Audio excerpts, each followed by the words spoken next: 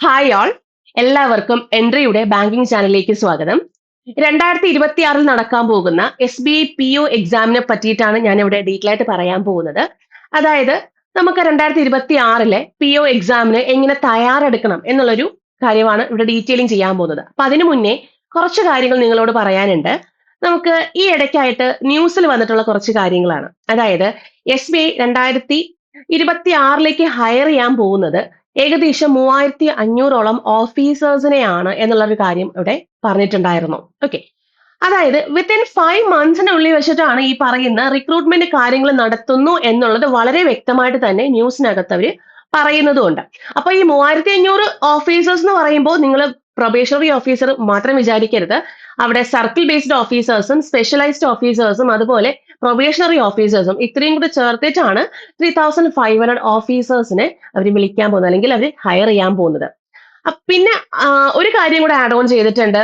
അതായത് ഇനി അടുത്ത് വരുന്ന റിക്രൂട്ട്മെന്റ് അല്ലെങ്കിൽ 3500 ഓഫീസർ റിക്രൂട്ട്മെന്റിൽ അവർ ടാർഗറ്റ് ചെയ്യുന്നത് 30% വർക്ക് ഫോഴ്സ് ഫോർ വുമൻ എന്നാണ്. അതായത് 30% നമ്മുടെ വിമന് മുൻഗണന കൊടുക്കുന്നു എന്നുള്ള ഒരു കാര്യം കൂടി അവിടെ വ്യക്തമായിട്ടും അവർ പറഞ്ഞിട്ടുണ്ടായിരുന്നു. ഇനി ഈ ഒരു വീഡിയോയിൽ ഞാൻ എന്താണ് ഡിസ്കസ് ചെയ്യാൻ പോകുന്നതെന്ന് ചോദിച്ചു കഴിഞ്ഞാൽ, എങ്ങനെയാണ് നമുക്ക് ഈ പറയുന്ന ഒരു വിത്തിൻ ലിമിറ്റിന്, അതായത് ഈ ഒരു ടൈം ലിമിറ്റ് ഉണ്ടല്ലോ, വിത്തിൻ 5 മന്ത്സ് എന്ന് പറയുന്നുണ്ട്. അപ്പം അതിനുള്ളിൽ വെച്ചിട്ട് നമുക്ക് എങ്ങനെ വളരെ ക്ലിയർ ആയിട്ട് നമുക്ക് പഠിച്ച് പ്രിലിംസ് പാസ് ആവാം എന്നുള്ളൊരു കാര്യമാണ് ഞാൻ ഡീറ്റെയിൽ ആയിട്ട് ഇവിടെ പറയാൻ പോകുന്നത്.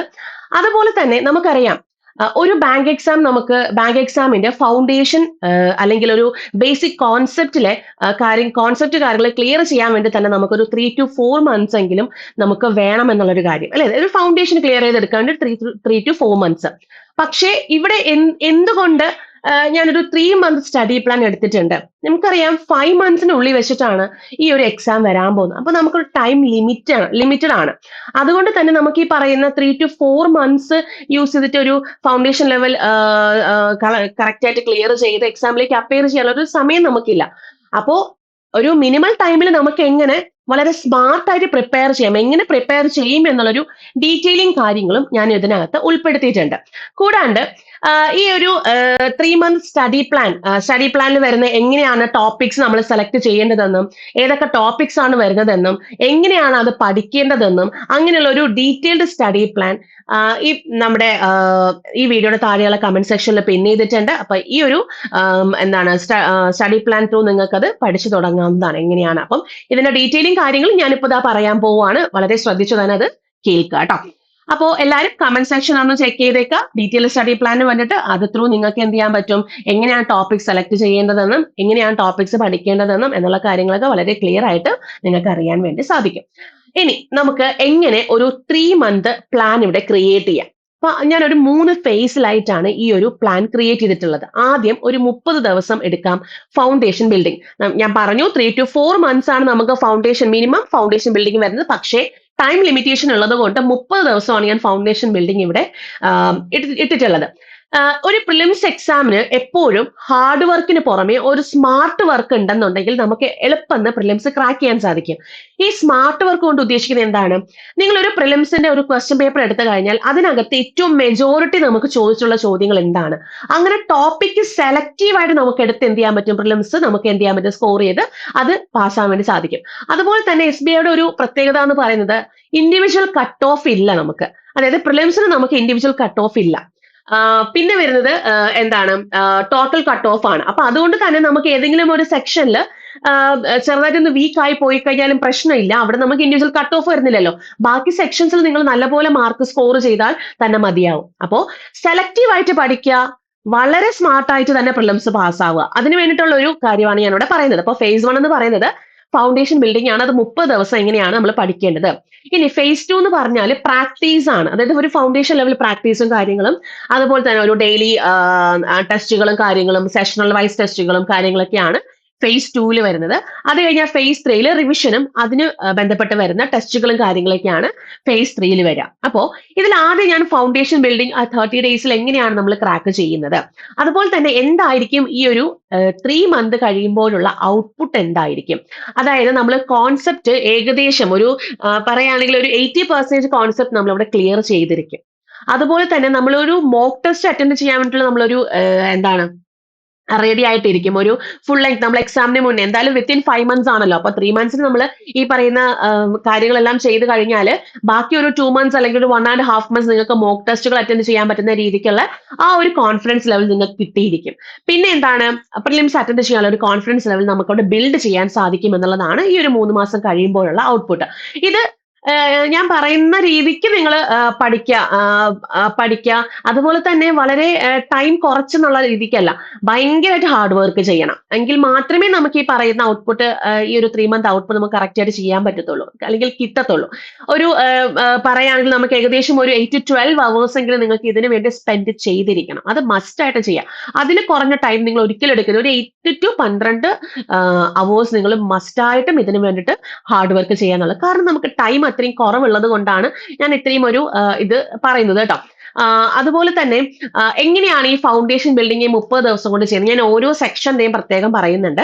ക്വാണ്ടിറ്റേറ്റീവ് ആപ്റ്റിറ്റ്യൂഡ് എടുക്കുകയാണെന്നുണ്ടെങ്കിൽ ആദ്യം നിങ്ങൾ നോക്കേണ്ട എന്താന്ന് വെച്ചാൽ, ഫസ്റ്റ് പ്രയോറിറ്റി കൊടുക്കേണ്ടത് സിംപ്ലിഫിക്കേഷൻ ആണ്. ഈ കാണിച്ചിരിക്കുന്ന സിംപ്ലിഫിക്കേഷന് പ്രയോറിറ്റി കൊടുക്കുക. കാരണം ഏകദേശം ഒരു 5 to 10 ക്വസ്റ്റ്യൻസ് അല്ലെങ്കിൽ 5 to 10 to 12 ക്വസ്റ്റ്യൻസ് നമുക്ക് എവിടുന്ന് ചോദിക്കാം? ഈ പറഞ്ഞ സിംപ്ലിഫിക്കേഷൻ അല്ലെങ്കിൽ അപ്രോക്സിമേഷൻ എന്ന് പറയുന്ന ഒരു ഏരിയയിൽ നിന്ന് നമുക്ക് പ്രതീക്ഷിക്കാവുന്നതാണ് പ്രിലിംസിന്. ഓക്കെ, അപ്പൊ 5 to 10 ക്വസ്റ്റ്യൻസ് നമുക്ക് സിംപ്ലിഫിക്കേഷൻ ഏരിയയിൽ നിന്ന് പ്രതീക്ഷിക്കാം. ഇതൊക്കെ കളക്റ്റീവ് ആയിട്ട് വരുന്ന ടോപ്പിക്കുകളാണ്. അതായത് ഒരു ബണ്ടിൽ ഓഫ് ക്വസ്റ്റ്യൻസ് കാണും, ഒരു സേഫ് സ്കോറിലേക്ക് കൊണ്ട് എത്തിക്കാൻ പറ്റുന്ന രീതിക്കുള്ളതാണ്. അപ്പൊ നമുക്കിതിൽ നിന്ന് കുറച്ച് സാധനങ്ങൾ തന്നെ നമ്മൾ എടുത്തു കഴിഞ്ഞ് പഠിച്ചു കഴിഞ്ഞ് അത് പ്രാക്ടീസ് ചെയ്ത് കഴിഞ്ഞാൽ തന്നെ നമുക്ക് പ്രിലിംസിന്റെ മാർക്ക് ഇവിടെ സ്കോർ ചെയ്യാൻ വേണ്ടി സാധിക്കും. അതുകൂടാണ്ട് നമ്പർ സീരീസും ഇവിടെ ഒരു 4 to 5 ക്വസ്റ്റ്യൻസ് നമുക്ക് മസ്റ്റ് ആയിട്ടും ചോദിക്കാനുള്ള ഏരിയ ആണ് നമ്പർ സീരീസ്. അതിലെ മിസ്സിംഗ് നമ്പർ സീരീസും ചോദിക്കാം, അതുപോലെ റോങ് നമ്പർ സീരീസ് നമുക്ക് അവിടെ ചോദിക്കാം. പിന്നെ വരുന്നത് ക്വാഡ്രാറ്റിക് ഇക്വേഷൻസ് ആണ്, അതും 4 to 5 ആണ്. അപ്പൊ ഇതൊക്കെ കളക്റ്റീവ് ടൈപ്പ് വരുന്ന ടോപ്പിക്സ് ആണ്, 4 to 5. ഇപ്പൊ ഇതിൽ നിന്ന് നമുക്കൊരു 10 ക്വസ്റ്റ്യൻ ചോദിച്ചു എന്ന് വിചാരിക്കാം. ഇതിൽ നിന്ന് ഒരു 5 ക്വസ്റ്റ്യൻ, ഇതിൽ നിന്ന് 5 ക്വസ്റ്റ്യൻസ്. ഇപ്പൊ തന്നെ നമ്മുടെ കയ്യിൽ എത്ര മാർക്കായി? 20 മാർക്ക് നമ്മളവിടെ സ്കോർ ചെയ്തിട്ടുണ്ട് അല്ലെ? ഇതിൽ നിന്ന് 1-2 ക്വസ്റ്റ്യൻ നിങ്ങൾ മിസ് ചെയ്ത് പോയാൽ തന്നെ നമുക്ക് ബാക്കിയുള്ള മാർക്ക് ഇവിടെ സ്കോർ ചെയ്യാൻ പറ്റുന്നുണ്ട്. പിന്നെ ഏറ്റവും ഇമ്പോർട്ടന്റ് ആയിട്ട് വരുന്നതാണ് DIയുടെ കാര്യം. അതായത് DI ബേസിക്സ് പഠിക്കുക. അപ്പൊ ഫസ്റ്റ് പ്രയോറിറ്റി കൊടുക്കേണ്ട ചാപ്റ്ററുകൾ ഇതൊക്കെയാണ്. അതായത് ഈ പറയുന്ന കാര്യങ്ങൾക്ക് നിങ്ങൾ ഫസ്റ്റ് പ്രയോറിറ്റി കൊടുത്ത് തന്നെ പഠിക്കുക. അത് കഴിഞ്ഞിട്ട് നമുക്ക് അടുത്ത സെഷനിലോട്ടൊക്കെ പോവാം. ഓക്കെ, ആദ്യം സിംപ്ലിഫിക്കേഷൻ, പിന്നെ നമ്പർ സീരീസ്, പിന്നെ ക്വാഡ്രാറ്റിക് ഇക്വേഷൻസ്, അത് കഴിഞ്ഞാൽ DI ഒക്കെ എന്താ പറയാ, നമുക്ക് മെജോറിറ്റി ക്വസ്റ്റ്യൻസ് ഇതിനകത്ത് അല്ലെങ്കിൽ ഒരു ഭൂരിഭാഗം ഇതിനകത്ത് റോൾ ഉള്ള കാര്യങ്ങളാണ് DI എന്നൊക്കെ പറയുന്നത്. അതായത് ഡേറ്റ ഇന്റർപ്രിട്ടേഷൻ എന്നൊക്കെ പറയുന്നത് ഏകദേശം ഒരു 10 to 15 മാർക്സ് അല്ലെങ്കിൽ 10 to 20 മാർക്സ് ഒക്കെ അവിടെ നമുക്ക് വരാൻ ചാൻസ് ഉള്ളതാണ്. അപ്പം ആ ഒരു നമ്പർ ഓഫ് ക്വസ്റ്റ്യൻസ് അനുസരിച്ചിട്ട് ബാക്കിയുള്ള നമ്പർ ഓഫ് ക്വസ്റ്റ്യൻസ് അവിടെ കുറയാൻ സാധ്യതയുണ്ട്. ഇനി നമുക്ക് സിംപ്ലിഫിക്കേഷൻ ഒക്കെ 10 ക്വസ്റ്റ്യൻ ആണെങ്കിൽ DIയിൽ ചിലപ്പോൾ 2 DI ഒക്കെ നമുക്ക് ചോദിക്കാൻ സാധ്യതയുള്ളൂ. ഒരു 2 DI മതി. 2 DI നമ്മൾ കറക്റ്റ് ആയിട്ട് ചെയ്താൽ മതി. അപ്പൊ തന്നെ കിട്ടി 10 മാർക്ക്. മേളിൽ കിട്ടി നമുക്ക് ഈ പറയുന്ന 20 മാർക്ക് അല്ലെങ്കിൽ ഒരു 15 മാർക്ക് വൈസ് നമ്മൾ നേരത്തെ പറഞ്ഞത് അത് നമുക്ക് കിട്ടും. 15 to 10 തന്നെ 25 മാർക്കായില്ലേ. ബാക്കി 10 ക്വസ്റ്റ്യൻസ്, ഒരു 7 to 10 ക്വസ്റ്റ്യൻസ് ആണ് നമുക്ക് ഈ പറഞ്ഞ അരിത്തമെറ്റിക് ഏരിയയിൽ നിന്ന് വരുന്നത്. അതിൽ നിന്ന് സെലക്റ്റീവ് ആയിട്ട് എടുത്ത് ചെയ്താൽ മതി. എല്ലാം തന്നെ ചെയ്യണം എന്നില്ല. കാരണം നമുക്ക് കട്ട് ഓഫ് ഒരുപാട് വലിയ കട്ട് ഓഫ് ഒന്നും വരില്ല. എന്നാലും നമുക്ക് വേക്കൻസി റിലേറ്റഡ് ആയിട്ടുള്ള രീതിക്കുള്ള കട്ട് ഓഫ് വളരെ ചെറിയൊരു രീതിക്ക് തന്നെയായിരിക്കും കട്ട് ഓഫും കാര്യങ്ങളൊക്കെ വരിക. അപ്പൊ അതുകൊണ്ട് തന്നെ നമുക്കവിടെ സെലക്റ്റീവ് ആയിട്ട് പഠിച്ചു കഴിഞ്ഞാൽ തന്നെ നമുക്കത് ക്രാക്ക് ചെയ്യാൻ പറ്റും. അപ്പൊ നിങ്ങൾ 30 ഡേയ്സിന്റെ കാര്യം ചെയ്യുമ്പോൾ simplification, number series, quadratic, DI ഇതിന് ആദ്യം പ്രയോറിറ്റി കൊടുക്കുക. എന്നിട്ട് ഡെയിലി വൈസ് നിങ്ങൾ അത് ടെസ്റ്റ് അല്ലെങ്കിൽ അത് ചെയ്ത് പോകാന്നുള്ളത് കേട്ടോ. ഇപ്പൊ നിങ്ങൾക്ക് മൊബൈൽ ഫോണിൽ ടൈമർ ഇട്ടിട്ട് വേണമെങ്കിൽ അത് ചെയ്ത് പോകാം എന്നുള്ളതാണ്. ഇപ്പോൾ ഡെയിലി നിങ്ങൾക്ക് ഒരു 2 DI എടുത്തിട്ട് അത് ചെയ്ത് പോയി കഴിഞ്ഞാൽ തന്നെ നമ്മൾ എക്സാം ആകുമ്പോഴേക്കും ഫുള്ളി സെറ്റ് ആണ്. അതുപോലെ സിംപ്ലിഫിക്കേഷൻ, നമ്മളിപ്പം ഫാസ്റ്റ് കാൽക്കുലേഷൻ ആണ് നമ്മുടെ കൈക്ക് വേണ്ടത്. അപ്പം അതിന് എന്ത് ചെയ്യുക, ഡെയിലി നമ്മൾ പ്രാക്ടീസ് ചെയ്യണം. അപ്പൊ പ്രാക്ടീസ് സെഷനിൽ ഏറ്റവും ഇമ്പോർട്ടന്റ് ആയിട്ട് വരുത്തേണ്ട 4 സെക്ഷൻസ് ഞാൻ പറഞ്ഞു. സിംപ്ലിഫിക്കേഷൻ അല്ലെങ്കിൽ അപ്രോക്സിമേഷൻ, പിന്നെ നമ്പർ സീരീസ്, ക്വാഡ്രാറ്റിക്, പിന്നെ DI. ഇത് 4 ഒരിക്കലും മിസ് ചെയ്യാൻ പറ്റാത്തതും ഏറ്റവും കൂടുതൽ വെയിറ്റേജ് ഉള്ള വരുന്നതുമാണ് ഈ 4 ടോപ്പിക്സ്. അപ്പം ഇത് വളരെ ഇമ്പോർട്ടന്റ് ആയിട്ട് നിങ്ങൾ നോക്കേണ്ട കാര്യമാണ്. നമ്മുടെ എക്സാമിൽ 35 ക്വസ്റ്റ്യൻ ഉണ്ടെങ്കിൽ ആ 35 ക്വസ്റ്റ്യൻസ് ഏറ്റവും ഭൂരിഭാഗം ക്വസ്റ്റ്യൻ വഹിക്കുന്നതും ഈ പറയുന്ന 4 ടോപ്പിക്സും ആണ്. ബാക്കി അരിത്തമെറ്റിക്കിൽ നിങ്ങൾക്ക് ഓരോ ചോദ്യങ്ങളെ ചോദിക്കത്തുള്ളൂ. അതിപ്പോ നിങ്ങൾ അതിൽ നിന്ന് അറിയാവുന്നത് മാത്രം ചെയ്താൽ മതി. അരിത്തമെറ്റിക് സെഷൻ എന്ന് പറയുമ്പോൾ നമ്മുടെ വഴിക്കണക്കണ എഴുതില്ലേ, അത് തന്നെയാണ്. ഇപ്പം percentage, ratio, SICA, profit and loss, time and work, time and distance, പിന്നെ മെൻസുറേഷൻ, ആവറേജ്, ഇങ്ങനെ വരുന്ന ഒരു കുറേ പാർട്ട്ണർഷിപ്പ്, ഏജസ്, അതിൽ നിങ്ങൾക്ക് സെലക്റ്റീവ് ആയിട്ട് പഠിക്കാൻ പറ്റും. ഇപ്പൊ ഏജസിന്റെ പ്രോബ്ലം വന്നാൽ ചെയ്യാൻ പറ്റും. അതൊന്നും വലിയ ഹാർഷായിട്ട് ചോദിക്കാറില്ല. അതുപോലെ തന്നെ പാർട്ട്ണർഷിപ്പ് നമുക്ക് ചെയ്യാൻ പറ്റും. ആവറേജ് ക്വസ്റ്റ്യൻ ചെയ്യാം, റേഷ്യോ ക്വസ്റ്റ്യൻ ചെയ്യാം. പിന്നെ നമുക്ക് കുറച്ച് പാടായിട്ട് വരുന്നത് ഇപ്പൊ മെൻസുറേഷന്റെ ഫോർമുലാസ് ഒക്കെ അറിയാമെന്നുണ്ടെങ്കിൽ മെൻസുറേഷൻ നമുക്ക് അറ്റൻഡ് ചെയ്യാൻ പറ്റും. കുറച്ച് പാടായിട്ട് വരുന്നത് SICI, പ്രോഫിറ്റ് ആൻഡ് ലോസ്, ഇതൊന്നും നിങ്ങൾ അറ്റൻഡ് ചെയ്തില്ലെങ്കിലും പ്രശ്നമല്ല. ഒരു പ്രാവശ്യം വായിച്ചു നോക്കുക. നിങ്ങൾക്ക് ചെയ്യാൻ പറ്റുന്നില്ല എന്നുള്ള അവിടെ വെച്ച് ഡ്രോപ്പ് ചെയ്യൂ. ബാക്കി ക്വസ്റ്റ്യൻസ് നമ്മുടെ കയ്യിലുണ്ട്. അപ്പോ ഇങ്ങനെ തന്നെ സെലക്റ്റീവ് ആയിട്ട് പഠിക്കാൻ വേണ്ടി ശ്രമിക്കാം. ഇതാണ് സ്മാർട്ട് സ്ട്രാറ്റജി എന്ന് പറയുന്നത്. അതായത് ഈ 30 ദിവസം കൊണ്ട് എല്ലാ കോൺസെപ്റ്റ് ക്ലിയർ ചെയ്യുമെന്ന് ഞാൻ ഒരിക്കലും പറയുന്നില്ല. ഞാൻ പറഞ്ഞു ഫൗണ്ടേഷൻ ക്ലിയർ ചെയ്യാൻ തന്നെ ഏകദേശം 3 to 4 months, അതായത് 100% നമ്മൾ ക്ലിയർ ചെയ്യാൻ തന്നെ 3 to 4 months നമുക്ക് ആവശ്യമായിട്ടുണ്ട്. അപ്പോൾ ലിമിറ്റഡ് ടൈമിനുള്ളിൽ വെച്ചിട്ട് ഒരു സ്മാർട്ട് സ്ട്രാറ്റജി തന്നെ നമ്മളവിടെ വർക്ക്ഔട്ട് ചെയ്യേണ്ട കാര്യമുണ്ട്. അപ്പം അതിന് വേണ്ടിയിട്ട് നിങ്ങൾ ഇത് ഇങ്ങനെ തന്നെ ഇന്ന് തന്നെ സ്റ്റാർട്ട് ചെയ്യുകയാണെങ്കിൽ ഇന്ന് തന്നെ ഈ രീതിക്ക് തന്നെ നിങ്ങൾ പഠിച്ചു പോവാം. ഇതിന് നിങ്ങൾക്ക് PYQs എടുത്ത് നിങ്ങൾക്ക് വെറുതെ ഒന്ന് നോക്കിയാൽ തന്നെ മനസ്സിലാവും ഞാൻ ഈ പറഞ്ഞ കാര്യങ്ങളൊക്കെ തന്നെയാണ് അതിനകത്ത് വന്നിട്ടുള്ളത്. ഓക്കെ, അപ്പൊ അതൊന്ന് നോക്കുക. ഡെയിലി ടാർഗറ്റ് നിങ്ങൾ ഒരു 20-25 ക്വസ്റ്റ്യൻസ് നിങ്ങൾ എടുത്തത് ചെയ്യാൻ വേണ്ടി ശ്രമിക്കുക. ഓക്കെ, പ്രാക്ടീസ് ചെയ്യുക. ഡെയിലി പ്രാക്ടീസിൽ വെക്കേണ്ട 4 ടോപ്പിക്കുകൾ ഞാൻ ഈ പറഞ്ഞ 4 ടോപ്പിക്കാണ്. അത് നിങ്ങൾക്ക് ഇഷ്ടമുള്ള ടൈം അനുസരിച്ച് നിങ്ങൾക്ക് വയ്ക്കാം. നിങ്ങൾക്ക് ബാക്കി അരിത്തമെറ്റിക്കൽ ഏതെങ്കിലും ചാപ്റ്റേഴ്സ് നിങ്ങൾക്ക് എക്സ്ട്രാ പഠിക്കണം എന്നുണ്ടെങ്കിൽ അതിനുവേണ്ടി ടൈം നിങ്ങൾ മാറ്റി വെക്കുക. അപ്പോൾ ഒരു ഡേ തന്നെ നിങ്ങൾക്ക് 8 to 12 മണിക്കൂർ എടുത്ത് ഈ പറഞ്ഞ 3 സെക്ഷൻസ് ഉണ്ട്. ആ 3 സെക്ഷൻസ് നിങ്ങൾക്ക് എന്ത് ചെയ്യാൻ പറ്റും, പഠിക്കാൻ വേണ്ടി നിങ്ങൾ സെറ്റ് ആക്കി വെക്കുക എന്നുള്ളതാണ്. ഓക്കെ, നിങ്ങളുടെ ടൈം അനുസരിച്ച് നോക്കുക. ഇപ്പൊ രാവിലെയാണ് നിങ്ങൾക്ക് ഒരു 4 മണിക്കൂർ പഠിക്കാൻ പറ്റും. ഉച്ചയ്ക്ക് നിങ്ങൾക്ക് ഒരു 2 മണിക്കൂർ നോക്കാൻ പറ്റും. അല്ലെങ്കിൽ വൈകിട്ട് നിങ്ങൾക്കൊരു 4 മണിക്കൂർ പഠിക്കാൻ പറ്റും. മതി. അപ്പൊ തന്നെ 10 മണിക്കൂർ ആയിട്ടുണ്ട് അല്ലെ? അപ്പോൾ നമുക്കൊരു 10 to 12 മണിക്കൂർ നിങ്ങൾ അതിന് വേണ്ടിയിട്ട് സ്പെൻഡ് ചെയ്യുക എന്നുള്ളതാണ്. കുറച്ച് നമ്മളൊന്ന് ബുദ്ധിമുട്ടേണ്ടതായിട്ട് വരും. നമ്മുടെ ലക്ഷ്യത്തിലേക്ക് എത്താൻ നമ്മൾ കുറച്ച് ബുദ്ധിമുട്ട് നമ്മൾ സഹിക്കുക. അപ്പോ അത് നിങ്ങൾ കറക്റ്റ് ആയിട്ട് തന്നെ 30 days ഇത് വർക്ക്ഔട്ട് ചെയ്ത് തന്നെ നോക്കുക. നിങ്ങൾക്ക് ഒരാഴ്ച തന്നെ ഇത് വർക്ക്ഔട്ട് ചെയ്ത് നോക്കുമ്പോൾ നിങ്ങളിൽ ഉണ്ടാവുന്ന ഇംപ്രൂവ്മെന്റ് നിങ്ങൾക്ക് അത് മനസ്സിലാവും. ഓക്കെ, അപ്പൊ ഇതിന് ബേസ് ചെയ്ത് ബാക്കി വരുന്ന പരീക്ഷകൾക്കൊക്കെ നിങ്ങൾക്ക് വളരെ ക്ലിയർ ആയിട്ട് വളരെ കോൺഫിഡന്റ് ആയിട്ട് നിങ്ങൾക്ക് എന്ത് ചെയ്യാൻ പറ്റും, നിങ്ങൾക്ക് പഠിച്ചു പോകാൻ വേണ്ടി സാധിക്കും. അപ്പോൾ ഇത് നിങ്ങൾ നന്നായിട്ട് തന്നെ വർക്ക്ഔട്ട് ചെയ്ത് നോക്കുക. അതുപോലെ തന്നെ നെക്സ്റ്റ് നമ്മുടെ റീസണിങ്ങിന്റെ കാര്യം വരുമ്പോൾ അവിടെയും ഞാൻ ഈ പറയുന്ന പ്രാക്ടീസ് ചെയ്യേണ്ട കുറച്ച് സെറ്റുകളുണ്ട്. വെയിറ്റേജ് വരുന്ന കുറച്ച് സെറ്റുകളുണ്ട്. അതിൽ ഫസ്റ്റ് പ്രയോറിറ്റി വരുന്ന നമ്മുടെ പസിൽസും സീറ്റിംഗ് അറേഞ്ച്മെന്റും ആണ്. ഇത് ഡെയിലി പ്രാക്ടീസ് ചെയ്യേണ്ട കാര്യമാണ്. റീസണിങ്ങിൽ നമുക്ക് വെയിറ്റേജ് വരുന്ന ഒരു ഏരിയയും കൂടിയാണ് puzzle and seating arrangement.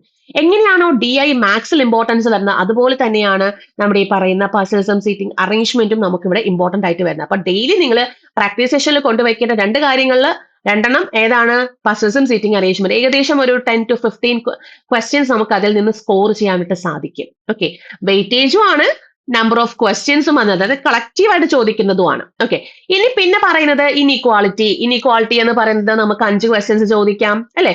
5 questions ചോദിക്കാം. സിലോജിസം 5 ക്വസ്റ്റ്യൻ ചോദിക്കാം. കോഡിംഗ് റീകോഡിംഗ് 5 ക്വസ്റ്റ്യൻ ചോദിക്കാം. അപ്പോൾ ഇതുപോലെ വരുന്ന ക്വസ്റ്റ്യൻസും ഉണ്ട്. കളക്റ്റീവായിട്ട് ചോദിക്കുന്ന ടൈപ്പുകളും അവിടെ ഉണ്ട്. അപ്പൊ ഇനിക്വാളിറ്റീസ് പ്രാക്ടീസ് ചെയ്യുക, സിലോജിസം പ്രാക്ടീസ് ചെയ്യുക, കോഡിംഗ് റീകോഡിംഗ് പ്രാക്ടീസ് ചെയ്യുക, ആൽഫ ന്യൂമറിക്സ് പ്രാക്ടീസ് ചെയ്യുക. അതൊക്കെ നമുക്ക് ബൾക്കായിട്ട് ചോദിക്കുന്നതാണ്. പിന്നെ ചിലപ്പോ സബ്സ്റ്റിറ്റ്യൂട്ട് ആയിട്ട് ഡയറക്ഷനിൽ നിന്ന് 5 ക്വസ്റ്റ്യൻ ചോദിക്കാം. അതായത് ഇപ്പോ ഓരോരോ ഷിഫ്റ്റുകൾ ബേസ് ചെയ്തിരിക്കും. ഡയറക്ഷൻ ചോദിക്കാം, ബ്ലഡ് റിലേഷൻ ചോദിക്കാം. ചിലപ്പോൾ ചില ഷിഫ്റ്റുകൾ അത് ഓരോന്ന് വീതം വെച്ച് ചോദിക്കാറുള്ളൂ. അങ്ങനെയൊക്കെ ഉണ്ട്. പിന്നെ മിസ്ലേനിയസ് ടൈപ്പിൽ വരുന്ന ഓരോരോ സിംഗിൾ ക്വസ്റ്റ്യൻസ്, റാങ്കിങ്ങിൽ വരുന്ന ഒരു ക്വസ്റ്റ്യന്, അങ്ങനെ വരുന്ന കുറച്ച്. അപ്പൊ റീസണിങ് നിങ്ങൾക്ക് വളരെ ബുദ്ധിമുട്ടായിട്ട് എനിക്ക് തോന്നുന്നില്ല. റീസണിങ് കറക്റ്റ് ആയിട്ട് ആ കോൺസെപ്റ്റ് ഈ ഒരു 30 ദിവസം തന്നെ നിങ്ങൾക്ക് മതിയാവും ഈ ഒരു സംഭവം നിങ്ങൾക്ക് ചെയ്തെടുക്കാൻ വേണ്ടി. പിന്നെ പ്രാക്ടീസ് മാത്രമാണ് നിങ്ങൾക്ക് വേണ്ടത്. ആ പ്രാക്ടീസ് നിങ്ങൾ ഡെയിലി തന്നെ നിങ്ങൾ ഒരു ടൈം ടാർഗറ്റ് ചെയ്തിട്ട് അത് ചെയ്യാൻ വേണ്ടി ശ്രമിക്കുക. അതിൽ ഞാൻ ഈ പറഞ്ഞ കളക്റ്റീവായിട്ട് ചോദിക്കുന്ന ടോപ്പിക്കുകളൊന്നും നിങ്ങൾ മിസ് ഔട്ട് ആവാണ്ട് അത് ചെയ്യുക. അപ്പൊ ഡെയിലി നിങ്ങൾ ഒരു 10 ഇനിക്വാളിറ്റി ചെയ്യൂ, 10 സിലോജിസം ചെയ്യൂ, 10 കോഡിംഗ് ഡീകോഡിംഗ് ചെയ്യൂ. Within time limit, timer on ചെയ്ത് തന്നെ ചെയ്യണം. നമ്മൾ ചുമ്മാ കുറെ ക്വസ്റ്റ്യൻ എടുത്തിട്ട് ചുമ്മാ നമ്മുടെ ഇഷ്ടത്തിനനുസരിച്ച് ചെയ്ത് പോയി കഴിഞ്ഞാൽ നമുക്ക് അവിടെ ടൈം മാനേജ്മെന്റ് എന്ന് പറയുന്ന ഒരു കാര്യം അവിടെ സെറ്റ് ആവില്ല. നിങ്ങൾ എന്താ ചെയ്യേണ്ടതെന്ന് വെച്ചാൽ ടൈമർ ഓൺ ചെയ്യുക. അതിപ്പോ ഒരു വാച്ചിലായാലും ഒരു ഫോണിലായാലും നിങ്ങൾ ടൈമർ ഓൺ ചെയ്തിട്ട് എന്റെ കയ്യിൽ ഒരു 20 ക്വസ്റ്റ്യൻ ഉണ്ട്. ഇപ്പോൾ ഇനിക്വാളിറ്റി, സിലോജിസം, കോഡിംഗ് ഡീകോഡിംഗ് എനിക്കൊരു 20 ക്വസ്റ്റ്യൻ ഉണ്ട്. ഞാനൊരു 5 മിനിറ്റ് വെക്കുന്നുണ്ട്. 5 മിനിറ്റിനുള്ളിൽ വെച്ച് എനിക്ക് എത്ര ക്വസ്റ്റ്യൻസ് കവർ ചെയ്യാൻ പറ്റുന്നുണ്ട്. ഇത് ഡെയിലി നിങ്ങൾ പ്രാക്ടീസ് ചെയ്ത് പോയാൽ തന്നെ നമുക്ക് ടൈം മാനേജ്മെന്റ് അവിടെ ക്ലിയർ ആവും. അതുപോലെ പസിൽസും സീറ്റിംഗ് അറേഞ്ച്മെന്റും എക്സാം എഴുതുമ്പോഴും പസിൽസും സീറ്റിംഗ് അറേഞ്ച്മെന്റിൽ ഏതെങ്കിലും ഒരെണ്ണം ട്രിക്കി ആയിട്ട് തന്നെ ചോദിക്കും. ആ ട്രിക്കി ആയിട്ടുള്ളത് മനസ്സിലാക്കുക. അതിനുവേണ്ടി നമുക്ക് ഡെയിലി പ്രാക്ടീസ് ഉണ്ടായിരിക്കണം. അത് മനസ്സിലാക്കി കഴിഞ്ഞാൽ അത് നമുക്ക് ലീവ് ചെയ്തിട്ട് ബാക്കിയുള്ള ക്വസ്റ്റ്യൻസ് ചെയ്യാം. അവിടെ നമുക്ക് ടൈം കൺസ്യൂം ചെയ്യാൻ പറ്റും. അപ്പം ഇത് വളരെ കീനായിട്ട് തന്നെ അത് ഒബ്സർവ് ചെയ്ത് പഠിക്കേണ്ട കാര്യമാണ്. അതുകൊണ്ടാ പറഞ്ഞത് നമുക്കൊരു 8 to 12 അവേഴ്സ് എങ്കിലും വേണം എന്നുള്ളൊരു കാര്യം. അപ്പോ റീസണിങ് ഈ രീതിക്കാണ് നമുക്കവിടെ വരിക. റീസണിങ് ലോജിക്കായിട്ട് വരുന്നത് കൊണ്ട്, അതുപോലെ ബാക്കി എന്താണ് അല്ലാത്ത രീതിയിൽ വരുന്ന നമുക്ക് അറിയാവുന്നുള്ള ചെറിയ പ്രായത്തിലൊക്കെ പഠിച്ചിട്ടുള്ള രീതിക്കുള്ളതും ഉണ്ട്. അപ്പൊ ലോജിക് വൈസ് തന്നെയാണ് റീസണിങ് എന്ന് പറയുന്നത്. അപ്പം അതൊരു 30 ഡേയ്സിനുള്ളിൽ വെച്ചിട്ട് നമുക്ക് ചെയ്ത് കംപ്ലീറ്റ് ചെയ്ത് അത് നമുക്ക് എന്ത് ചെയ്യാൻ പറ്റും, ഈ പറയുന്ന കോൺസെപ്റ്റ് നമുക്ക് ഒരു 90% കോൺസെപ്റ്റ് എങ്കിലും ബിൽഡ് ചെയ്ത് പ്രാക്ടീസ് ചെയ്യാനുള്ള കാര്യങ്ങളെല്ലാം അവിടെ കിട്ടും. ഇനി നെക്സ്റ്റ് പറയുന്നത് ഇംഗ്ലീഷാണ്. ഇംഗ്ലീഷിന് ഡെയിലി നിങ്ങൾ ന്യൂസ് പേപ്പർ വായിക്കുക എന്നുള്ളതാണ് വളരെ ഇമ്പോർട്ടന്റ്. ഡെയിലി അത് പ്രാക്ടീസ് ചെയ്തേക്കുക. ഹിന്ദു അല്ലെങ്കിൽ ഇന്ത്യൻ എക്സ്പ്രസോ ഏതാന്ന് വെച്ചാൽ, ഇപ്പൊ ഹിന്ദു, ഇന്ത്യൻ എക്സ്പ്രസ് ഒക്കെയാണ് നമുക്ക് ഭയങ്കര നല്ലൊരു ന്യൂസ് പേപ്പർ എന്ന് പറയാൻ, അല്ലെങ്കിൽ നമ്മുടെ ഒക്കാബുലറിക്ക് നമുക്ക് കറക്റ്റ് ആയിട്ട് എടുക്കാൻ പറ്റുന്ന 2 ന്യൂസ് പേപ്പറുകളാണ്. അപ്പം ഹിന്ദു വളരെ നല്ലതാണ്. വായിക്കുമ്പോൾ കുറച്ച് ബുദ്ധിമുട്ടൊക്കെ വരും ആദ്യം, പക്ഷെ അത് കണ്ടിന്യൂ ചെയ്ത് പോയി കഴിഞ്ഞാൽ കുറച്ച് ദിവസം കൊണ്ട് തന്നെ നമുക്കത് എന്താണ് ഓരോ കാര്യങ്ങളും നമുക്കത് അതായത് നമുക്ക് എടുക്കാൻ പറ്റും, നമുക്കത് മനസ്സിലാക്കി എടുക്കാൻ സാധിക്കും. അപ്പോ Hindu news paper editorials daily നിങ്ങൾ അത് നോക്കുക. എഡിറ്റോറിയൽ നിങ്ങൾക്ക് വായിക്കാൻ ബുദ്ധിമുട്ടുണ്ടെന്നുണ്ടെങ്കിൽ നമുക്ക് നമ്മുടെ ചാനലിൽ ഡെയിലി എഡിറ്റോറിയൽ സെഷൻസ് പോകുന്നുണ്ട്. ആ എഡിറ്റോറിയൽ സെഷൻസ് ഒന്ന് ഡെയിലി ഒന്ന് കണ്ടുപോയാൽ തന്നെ മതിയാവും. അത് വായിക്കുക, വായിച്ച് ഒക്യാബ്സ് ഒക്കെ കളക്ട് ചെയ്യുക. പിന്നെ വരുന്നതെന്ന് പറയുന്നത് ഇതിനകത്ത് ഗ്രാമർ റിലേറ്റഡ് ആയിട്ട് വരുന്ന ഒരു കാര്യമുണ്ട്. അതായത് ഇപ്പം ആർട്ടിക്കിൾസ്, പ്രിപ്പോസിഷൻസ്, അങ്ങനെ വരുന്ന ഗ്രാമർ റിലേറ്റഡ് ആയിട്ട് വരുന്ന കാര്യം, അത് ടോപ്പിക് വൈസ് ആണ്. അപ്പൊ ഇതും നമുക്ക് പഠിക്കാൻ വെച്ചൊരു സമയം വേണം അല്ലെ. ചിലപ്പോൾ ചെറിയ പ്രായത്തിൽ നന്നായിട്ട് ഇംഗ്ലീഷൊക്കെ ഗ്രാമർ വൈസ് ഒക്കെ അറിയാവുന്ന കുട്ടികൾക്കാണെങ്കിൽ ഇംഗ്ലീഷ് വളരെ ഈസി ആയിരിക്കും. അവർക്കത് കുറച്ചും കൂടി ഒന്ന് നോക്കിയാൽ തന്നെ മതിയാവും. ചിലപ്പോൾ ആദ്യമായിട്ടൊക്കെ പഠിക്കുന്ന കുട്ടികളുണ്ടെങ്കിൽ അതിന് നമുക്ക് കുറച്ച് ടൈം അവിടെ വേണ്ടി വരും. പിന്നെ നമുക്ക് പ്രാക്ടീസ് ചെയ്യാം, ഡെയിലി പ്രാക്ടീസ് ചെയ്യേണ്ടത് cloze test, error spotting, parajumbles, fillers, അതിൽ ഡബിൾ ഫില്ലേഴ്സ്, സിംഗിൾ ഫില്ലേഴ്സ്, ഇങ്ങനെയുള്ള കാര്യങ്ങളാണ് ഡെയിലി നമ്മൾ പ്രാക്ടീസ് ചെയ്യേണ്ടതായിട്ട് വരുന്ന കാര്യങ്ങൾ. അപ്പം ഇത് നിങ്ങൾ വളരെ ക്ലിയർ ആയിട്ട് തന്നെ നോക്കുക. ഇത് ഒരു 70 to 80% നമുക്ക് 30 ഡേയ്സിനുള്ളിൽ വെച്ചിട്ട് കവർ ചെയ്യാൻ വേണ്ടി സാധിക്കും. അപ്പോൾ ഡെയിലി നിങ്ങൾ ന്യൂസ് പേപ്പർ റീഡ് ചെയ്താൽ തന്നെ നമ്മുടെ ഇംഗ്ലീഷിൽ ആ ഒരു മെയിൻ പ്രോബ്ലം അവിടെ ഒഴിവായി കിട്ടുകയും ചെയ്യും. ഓക്കെ, അതൊന്നും നിങ്ങൾ വളരെ ക്ലിയർ ആയിട്ട് തന്നെ അത് മുന്നോട്ട് കൊണ്ടുപോകാൻ വേണ്ടി നോക്കുക. ഇപ്പൊ ഞാൻ നേരത്തെ പറഞ്ഞ പോലെ DI ഇപ്പൊ റീഡിംഗ് കോംപ്രിഹെൻഷൻ എന്ന് പറയുന്ന ഒരു സംഭവം ഞാൻ ചോദിക്കാറുണ്ട്. ഏകദേശം 10 ക്വസ്റ്റ്യനോളം നമുക്ക് അവിടെ ചോദിക്കാറുണ്ട്. അപ്പം അത് എങ്ങനെയാണോ DI പസിൽസ് വരുന്നത് അതുപോലെ വെയിറ്റേജ് വരുന്നതാണ് ഇംഗ്ലീഷ് റീഡിംഗ് കോംപ്രിഹെൻഷൻ. ഒരിക്കലും നമുക്ക് ഒഴിവാക്കാൻ പറ്റാത്ത ഒരു കാര്യമാണ്. റീഡിംഗ് കോംപ്രിഹെൻഷൻ എങ്ങനെയാണ് ചെയ്യേണ്ടതെന്നുള്ള ഒരു ട്രിക്ക് മനസ്സിലാക്കുക. ക്വസ്റ്റ്യനിൽ നിന്ന് പാരഗ്രാഫിലേക്ക് പോയി ആൻസർ എഴുതുക എന്നുള്ളത് അതിൽ വരുന്നൊരു ട്രിക്ക്. അപ്പൊ അതിന്റെ ട്രിക്സും കാര്യങ്ങളൊക്കെ മനസ്സിലാക്കി അത് അതിനനുസരിച്ച് ചെയ്യുക. ക്ലോസ് ടെസ്റ്റ്, വൊക്കാബ്സ് നന്നായിട്ട് അറിഞ്ഞിരുന്നാൽ മാത്രമേ ക്ലോസ് ടെസ്റ്റ് ചെയ്യാൻ പറ്റുള്ളൂ. അപ്പൊ വൊക്കാബുലറി ക്ലിയർ ആക്കുക. അത് ത്രൂ ഹിന്ദു നമ്മുടെ ന്യൂസ് പേപ്പർ റീഡിംഗ് ത്രൂ നമുക്കത് ക്ലിയർ ആവും. അപ്പോൾ ഇംഗ്ലീഷ് നമ്മൾ ഈ രീതിക്ക് തന്നെ നിങ്ങൾ ഡെയിലി പ്രാക്ടീസ് ചെയ്ത് പോവുക. ഇംഗ്ലീഷിലും ഞാൻ പറയും, ഇൻഡിവിജ്വൽ കട്ട് ഓഫ് ഇല്ലാത്തത് കൊണ്ട് നമുക്ക് ബുദ്ധിമുട്ടില്ല. ഇപ്പൊ നിങ്ങൾ റീസണിംഗിൽ ആണ്, അല്ലെങ്കിൽ ക്വാൻസിൽ, റീസണിംഗ് ക്വാൻസ് ഭയങ്കര സ്ട്രോങ് ആയിട്ടുള്ള ഒരു കുട്ടിയാണ്, ഇംഗ്ലീഷ് കുറച്ച് വീക്ക് ആണെന്നുണ്ടെങ്കിലും പ്രശ്നമില്ല. നിങ്ങൾക്ക് ഇംഗ്ലീഷിൽ അറിയാനുള്ളത് മാത്രം അറ്റൻഡ് ചെയ്താൽ മതി. ബാക്കി ക്വാൻസ് ആൻഡ് റീസണിംഗ് നിങ്ങൾ സ്കോർ ചെയ്യൂ. ഇനി ഇംഗ്ലീഷ് നല്ലപോലെ അറിയാം, നിങ്ങൾക്ക് ക്വാൻസ് കുറച്ച് പാടായിട്ടുണ്ട്, റീസണിംഗ് ഒരു മോഡറേറ്റ് ലെവൽ ആണെന്നുണ്ടെങ്കിലും പ്രശ്നമില്ല. ഇംഗ്ലീഷ് നിങ്ങൾ ഫുൾ മാർക്ക് സ്കോർ ചെയ്യാൻ വേണ്ടിയിട്ടുള്ള നോക്കൂ. ഇംഗ്ലീഷ് ഒക്കെ ഭയങ്കര നന്നായിട്ട് അറിയാവുന്ന കുട്ടികൾ ഇംഗ്ലീഷ് ഫുൾ മാർക്ക് സ്കോർ ചെയ്യാൻ നോക്കൂ. ബാക്കിയുള്ളതിൽ നമുക്ക് അറിയാവുന്നത് മാത്രം ചെയ്യൂ അല്ലെ. അപ്പം ഇൻഡിവിജ്വൽ കട്ട് ഓഫ് ഇല്ല, അപ്പൊ അവിടെ ടോട്ടൽ കട്ട് ഓഫ് എടുക്കുന്നതുകൊണ്ട് ആ ഒരു വിഷയം അവിടെ വരുന്നില്ല. ഓക്കെ, അപ്പൊ ഇങ്ങനെയാണ് ഈ ഒരു 3 സെറ്റുകൾ നമ്മൾ പഠിച്ചെടുക്കേണ്ട സെക്ഷൻസ് നമ്മൾ പഠിച്ചെടുക്കേണ്ടതായിട്ടുള്ളത്. അപ്പൊ ഒരു 30 ഡേയ്സ് ആണ് നമ്മുടെ കയ്യിൽ ഇവിടെ ഉള്ളത്. ഓക്കെ, 30 ഡേയ്സിൽ നമ്മൾ ഇത് തന്നെ ചെയ്യുക. പിന്നെ നമ്മുടെ GA നമുക്ക് ഇപ്പൊ ആവശ്യമുള്ള, പ്രിലിംസിന് ആവശ്യമുള്ളതല്ല, നമുക്ക് മെയിൻസിന് ആവശ്യമുള്ളതാണ്. പക്ഷേ ആദ്യം തൊട്ടേ പ്രിപ്പയർ ചെയ്യുന്ന ഒരു കാര്യം തന്നെയാണ് GA എന്ന് പറയുന്നത്. വളരെ കുറച്ചായിട്ട് സ്റ്റാർട്ട് ചെയ്യുക. നിങ്ങൾ ന്യൂസ് പേപ്പർ വായിക്കുന്നുണ്ടല്ലോ, അപ്പോൾ അതിന്റെ കൂടെ തന്നെ കറണ്ട് അഫയേഴ്സ് നിങ്ങൾക്ക് നോട്ട് ചെയ്ത് വെക്കാവുന്നതേ ഉള്ളൂ അല്ലെ. അത് നിങ്ങൾ കറക്റ്റ് ആയിട്ട് തന്നെ നോട്ട് ചെയ്ത് വെക്കുക. ബാങ്കിങ് റിലേറ്റഡ് ആയിട്ട് വരുന്ന ന്യൂസ് കാര്യങ്ങളൊക്കെ നോട്ട് ചെയ്ത് വെക്കാം. ഇത് നമുക്ക് ലാസ്റ്റ് മെയിൻസിലേക്ക് വരുമ്പോഴത്തേക്ക് അത് ഉപകാരപ്പെടും. വീണ്ടും ഒന്നേന്ന് പഠിക്കേണ്ട ആവശ്യമില്ല. ഇത് നിങ്ങൾ ന്യൂസ് പേപ്പർ വായിക്കുമ്പോൾ നിങ്ങൾ എന്ത് ചെയ്യുക, ഈ പറയുന്ന കാര്യങ്ങളൊക്കെ ഒന്ന് നോട്ട് ചെയ്ത് പോവുക. സെപ്പറേറ്റ് ഒരു ബുക്ക് കീപ്പ് ചെയ്യുക. ഡെയിലി നമ്മൾ കറണ്ട് അഫയർ ഒന്ന് രാവിലെ എണീക്കുന്ന സമയത്ത് നമ്മൾ തലേദിവസം കുറച്ച് സാധനം ഒന്ന് ഓട്ടിച്ച് വായിച്ചു നോക്കുക. അത് ബൈ ഹാർട്ട് ആക്കണം എന്നൊന്നും പറയുന്നില്ല, ജസ്റ്റ് ഒന്ന് ഓടിച്ച് വായിച്ചു നോക്കുക. അത് റിപ്പീറ്റ് ആയിട്ട് വരുമ്പോഴേക്കും മെയിൻസ് എക്സാം വരുമ്പോൾ നമ്മുടെ മനസ്സിനകത്ത് ഓർമ്മയിരിക്കും. അപ്പൊ അത് ഒന്ന് ഡെയിലി ഒന്ന് കൊണ്ടുപോകാൻ വേണ്ടി ശ്രമിക്കുക. അത് ശ്രമിച്ചാലേ നമുക്ക് ലാസ്റ്റ് മിനിറ്റ് റഷ് ഒക്കെ ഒന്ന് മാറ്റാൻ പറ്റുള്ളൂ മെയിൻസ് കാര്യം വരുമ്പോഴത്തേക്കും.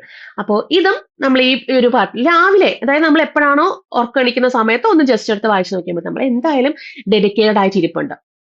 അപ്പോ അത് ആ ഒരു ഡെഡിക്കേറ്റഡ് ആയിട്ടുള്ള കാര്യം മെയിൻസ് ലെവലിലേക്കും കൂടെ ഉള്ളെന്നുള്ള രീതിയിൽ നിങ്ങളത് ചെയ്യാം എന്നുള്ളതാണ് വളരെ ഇമ്പോർട്ടന്റ്. അപ്പം ഒരു 5 മാസത്തിനുള്ളിൽ വെച്ചിട്ട് SBIയുടെ എക്സാം വരികയാണ്. അതിന് വേണ്ടിയിട്ട് നമ്മൾ വളരെ എന്താണ് ക്ലിയർ ആയിട്ട് പഠിച്ച് ഇരിക്കുക എന്നുള്ളത് വളരെ ഇമ്പോർട്ടന്റ് ആണ്. പ്രിലിംസ് ക്രാക്ക് ചെയ്യുക എന്നുള്ളതാണ് ഭയങ്കര ഇമ്പോർട്ടന്റ് ആയിട്ട് വരുന്നത്. അത് സ്മാർട്ട് സ്ട്രാറ്റജി ത്രൂ ഞാൻ ഈ പറഞ്ഞ കാര്യങ്ങളൊക്കെ ഒന്ന് നോക്കിക്കഴിഞ്ഞാൽ തന്നെ നമുക്ക് പ്രിലിംസ് ക്ലിയർ ചെയ്യാനുള്ള കാര്യങ്ങളൊക്കെ കിട്ടും. ഓക്കെ. ഇനി ഇതിനകത്ത് നമുക്ക് എന്തൊക്കെയാണ് നമ്മൾ ചെയ്യുമ്പോൾ എന്തൊക്കെയാണ് പ്രിപ്പറേഷൻ സ്ട്രാറ്റജി എന്ന് ചോദിച്ചു കഴിഞ്ഞാൽ മേക്ക് നോട്ട്സ്. ഇപ്പൊ GA ആണെന്നുണ്ടെങ്കിൽ നമ്മൾ ന്യൂസ് പേപ്പർ വായിക്കുമ്പോൾ അതിന്റെ നോട്ടുകൾ നിങ്ങൾക്ക് ക്രിയേറ്റ് ചെയ്യാൻ സാധിക്കും. വൊക്കാബ്സിന്റെ നോട്ട് ക്രിയേറ്റ് ചെയ്യാൻ സാധിക്കും. ക്വാണ്ടിറ്റേറ്റീവ് ആപ്റ്റിറ്റ്യൂഡ് വരുമ്പോൾ നമ്മൾ ഫോർമുലാസ് ഒക്കെ യൂസ് ചെയ്യുന്ന ഒരു കാര്യം വരുന്ന സമയത്ത് അത് നമുക്ക് അവിടെ നോട്ട് ചെയ്യാൻ വേണ്ടി സാധിക്കും. അപ്പൊ അങ്ങനെയുള്ള നോട്ട്സുകൾ ക്രിയേറ്റ് ചെയ്യാം. നോട്ട്സ് ക്രിയേറ്റ് ചെയ്യുമ്പോൾ പിന്നെ നമ്മൾ നോക്കിയാൽ മതി. വീണ്ടും റെഫറൻസിൽ ജസ്റ്റ് ഒന്ന് റെഫർ ചെയ്ത് നോക്കുക എന്നുള്ളൊരു കാര്യം മാത്രമേ വരുന്നുള്ളൂ. അപ്പം നോട്ട്സ് ക്രിയേറ്റ് ചെയ്യാൻ വേണ്ടി ശ്രമിക്കാം. ഒരു സ്കെഡ്യൂൾ നിങ്ങൾ ക്രിയേറ്റ് ചെയ്യുക. ഞാൻ പറഞ്ഞു 8 to 12 മണിക്കൂറുണ്ട്. അപ്പൊ നിങ്ങളുടെ സാഹചര്യത്തിനനുസരിച്ച് നിങ്ങൾക്ക് ഷെഡ്യൂൾ ക്രിയേറ്റ് ചെയ്യാൻ പറ്റും. ഇപ്പൊ രാവിലെ ഒരു 3 മണിക്കൂറേ പഠിക്കാൻ പറ്റുള്ളൂ. ഓക്കെ, 3 മണിക്കൂർ സ്കെഡ്യൂൾ ക്രിയേറ്റ് ചെയ്തോളൂ. ഉച്ചയ്ക്ക് നിങ്ങൾക്ക് ഒരു 3-4 മണിക്കൂർ പഠിക്കാൻ പറ്റുന്നുണ്ടെങ്കിൽ അങ്ങനെ ക്രിയേറ്റ് ചെയ്യൂ. രാത്രി എത്ര മണിക്കൂറുണ്ട് അങ്ങനെ ക്രിയേറ്റ് ചെയ്തു. അങ്ങനെ ഒരു സ്കെഡ്യൂൾ ക്രിയേറ്റ് ചെയ്ത് നിങ്ങൾ എന്ത് ചെയ്യുക, ഇത് പഠിക്കാൻ വേണ്ടിയിട്ട് ശ്രമിക്കുക എന്നുള്ളത് വളരെ ഇമ്പോർട്ടന്റ് ആണ് കേട്ടോ. പിന്നെ everyday QA reasoning English practice ചെയ്തിരിക്കണം. അത് മസ്റ്റ് ആണ്. ഞാൻ പറഞ്ഞ ടോപ്പിക്സ് തന്നെ പ്രാക്ടീസ് ചെയ്തിരിക്കാൻ വേണം. പിന്നെ റിവിഷൻസ്, അത് 3 മാസം കഴിയുമ്പോൾ നിങ്ങൾ റിവിഷൻ സ്റ്റാർട്ട് ചെയ്താൽ മതി. ഓക്കെ, ഇടയ്ക്ക് വെച്ച് റിവിഷൻ സ്റ്റാർട്ട് ചെയ്ത് ഇപ്പൊ റിവിഷൻ എന്ന് ഉദ്ദേശിക്കുന്നത് ഫുൾ റിവിഷൻ ആണ്. റിവൈസ് നോക്കുക കേട്ടോ. ഇപ്പം ഇന്ന് പഠിച്ച കാര്യങ്ങൾ നാളെ ഒന്ന് റിവൈസ് ചെയ്തിട്ട് കയറുന്നതുകൊണ്ട് പ്രശ്നമില്ല. ഫുൾ റിവിഷൻ എന്ന് പറയുമ്പോൾ ഒരു 3 മന്ത്സിന് ശേഷം നിങ്ങൾ റിവിഷനും കാര്യങ്ങളും. അപ്പം ഈ ഒരു 3 മന്ത്സ് ആകുമ്പോഴേക്കും ഡെയിലി ടെസ്റ്റുകൾ നിങ്ങൾക്ക് ചെയ്യാൻ സാധിക്കും അല്ലെ. ഡെയിലി ടെസ്റ്റുകൾ നമ്മൾ സ്റ്റാർട്ട് ചെയ്തിരിക്കും. സെഷണൽ വൈസ് ടെസ്റ്റുകൾ സ്റ്റാർട്ട് ചെയ്തിരിക്കും. പിന്നെ ഈ ടെസ്റ്റുകളൊക്കെ നമ്മൾ ചെയ്യുമ്പോൾ 3 മാസം കഴിയുമ്പോൾ ഒരു മോക്ക് ടെസ്റ്റിലേക്കുള്ള ഒരു ജേർണി നമ്മളിവിടെ സ്റ്റാർട്ട് ചെയ്യുകയാണ് അല്ലെ. അപ്പൊ ആ രീതിക്കുള്ള ലെവലിലേക്ക് എത്തിക്കുക എന്നുള്ളത് വളരെ ഇമ്പോർട്ടന്റ് ആണ്. അപ്പം phase 2 ഞാൻ അതാണ് പറയുന്നത്. അതായത് സോൾവിങ് ക്വസ്റ്റ്യൻസ് വിത്ത് ടൈമർ ആണ് അവിടെ യൂസ് ചെയ്യുക. ടോപ്പിക് വൈസ് ടെസ്റ്റും സെഷണൽ ടെസ്റ്റും അതിന്റെ അനാലിസിസും ഒക്കെ എടുത്ത് ക്വസ്റ്റ്യൻ സോൾവ് ചെയ്യാം. പക്ഷെ ടൈമർ അവിടെ യൂസ് ചെയ്തിരിക്കണം. ടൈം മാനേജ്മെന്റ് വളരെ വളരെ വളരെ ഇമ്പോർട്ടന്റ് ആണ്. അതൊന്ന് നിങ്ങൾ പ്രത്യേകം നോട്ട് ചെയ്ത് വെച്ചേക്കുക. ടൈമർ യൂസ് ചെയ്ത് മാത്രമേ ഈ പറയുന്ന ടെസ്റ്റുകൾ ചെയ്തിട്ട് കാര്യമുള്ളൂ. ഓക്കെ, ടെസ്റ്റുകൾ ചെയ്ത് കളഞ്ഞാൽ മാത്രം പോരാ. ടെസ്റ്റുകൾ ചെയ്ത് എവിടെയാണോ തെറ്റ് വന്നത് അത് അനലൈസ് ചെയ്ത് പഠിക്കുക. അപ്പോഴാണ് നമ്മുടെ സ്റ്റഡി പൂർണ്ണമാവുന്നത് തന്നെ. ഓക്കെ, അത് കഴിയുമ്പോൾ പിന്നെ നമ്മുടെ phase 3 വരുന്ന സമയത്ത് നമുക്ക് എന്താണ് നമ്മുടെ ഈ പറയുന്ന മോക്ക് ടെസ്റ്റുകളൊക്കെ സ്റ്റാർട്ട് ചെയ്ത് തുടങ്ങാം. കുട്ടി മോക്ക് ടെസ്റ്റുകൾ സ്റ്റാർട്ട് ചെയ്ത് എക്സാം അടുക്കാറാവുന്നതിന് ഒരു 1 month മുന്നേ റിഗ്രസ് ആയിട്ടുള്ള മോക്ക് ടെസ്റ്റുകളും കാര്യങ്ങളൊക്കെ സ്റ്റാർട്ട് ചെയ്ത് തുടങ്ങണം. ഡെയിലി 2-3 മോക്ക് ടെസ്റ്റുകൾ ചെയ്യുക. ഫുൾ ലെങ്ത് തന്നെ ചെയ്യണം. ചെയ്തിട്ട് അതിന്റെ അനാലിസിസ് ചെയ്യുക. എവിടെയാണോ തെറ്റുപറ്റിയത് അത് ക്ലിയർ ചെയ്യുക. വീണ്ടും അതിന്റെ എന്തെങ്കിലും ക്ലാസ്സുകളും കാര്യങ്ങളും നിങ്ങൾക്ക് വേണമെന്നുണ്ടെങ്കിൽ അത് നോക്കുക. അങ്ങനെ നിങ്ങൾ എന്ത് ചെയ്യുക, അത് കറക്റ്റ് ആയിട്ട് ചെയ്ത് പോയി കഴിഞ്ഞാൽ പ്രിലിംസ് ഈസി ആയിട്ട് തന്നെ പാസ്സാവും. അത് വലിയൊരു എന്താ പറയാ, ഭയങ്കര ഒരു ഹാർഡിലല്ല പ്രിലിംസ് എന്ന് പറയുന്നത്. ഒരു കറക്റ്റ് ആയിട്ട് പ്രാക്ടീസ് ചെയ്ത ഒരു കുട്ടിക്ക് ഒരു ഹാർഡിലായിട്ട് വരത്തില്ല. ഓക്കെ, അപ്പൊ അത് നിങ്ങൾ കറക്റ്റ് ആയിട്ട് തന്നെ നോക്കുക. അപ്പൊ 3 മാസത്തെ ഔട്ട്പുട്ട് എന്താന്ന് ചോദിച്ചാൽ 80% ബേസിക്സ് നമ്മൾ അവിടെ ക്ലിയർ ചെയ്തിരിക്കും. ഓക്കെ, ഇനി solve easy to moderate level questions നമുക്ക് ഏബിൾ ടു സോൾവ് ആണ്, നമുക്ക് ചെയ്യാൻ പറ്റിയിരിക്കും. വിത്ത് അക്യുറസി നമുക്ക് ചെയ്യാൻ പറ്റും. ഞാൻ ഈ പറയുന്ന രീതിക്ക് തന്നെയാണ് നമ്മുടെ സ്റ്റഡീസ് കൊണ്ടുപോയിട്ടുണ്ട് എന്നുണ്ടെങ്കിൽ. ഓക്കെ, ഇനി നമ്മുടെ ഈ ഒരു സ്റ്റഡി, അതായത് നമുക്ക് ഈ പറയുന്ന